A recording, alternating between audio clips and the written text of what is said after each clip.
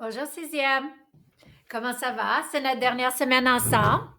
Alors, ça va être un petit slide cette semaine pour vos devoirs et ça va être vraiment court. Alors, mais c'est très important.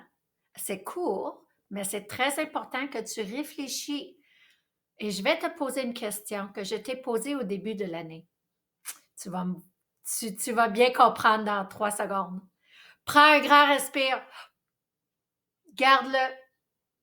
Ne respire pas. Garde-le pour 1 minute. 1 minute sans respirer.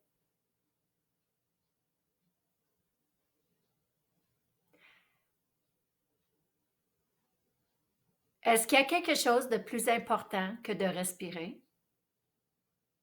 Est-ce que tu peux penser à quelque chose qui est plus important que ça? Ça, c'est le numéro 1. Maintenant, dans le premier vidéo que je vais te présenter cette semaine dans le slide, c'est très court, le vidéo, mais ça donne des statistiques et ça te fait penser qu'est-ce que les avions font à notre air? Est-ce que les avions, ça c'est la question que je vais te demander, est-ce que les avions nous aident à avoir de l'air propre, plus propre que maintenant? Ou est-ce que les avions causent de la pollution et salissent notre air et quand on respire, ça peut nous rendre malades parce que notre air est maintenant sale? Ça, c'est le premier vidéo et la première question.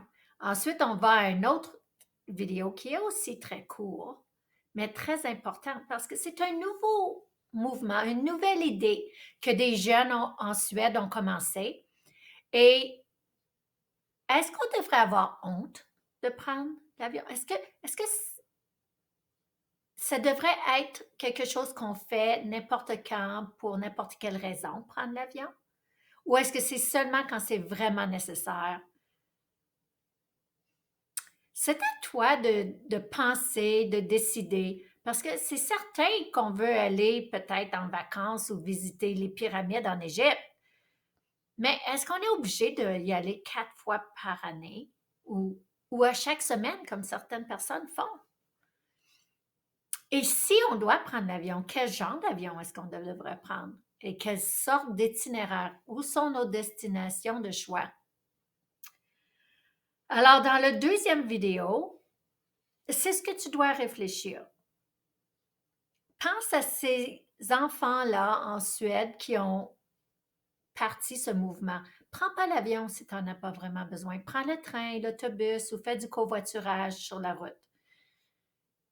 Et ton voyage va avoir beaucoup moins d'impact. Les avions mettent la pollution directement dans l'atmosphère, tandis que nos voitures le mettent dans l'air ici, mais les avions, c'est directement en haut dans l'atmosphère où ça cause le plus de problèmes. Maintenant, il va y avoir un petit tableau. Oui ou non, tu dois répondre.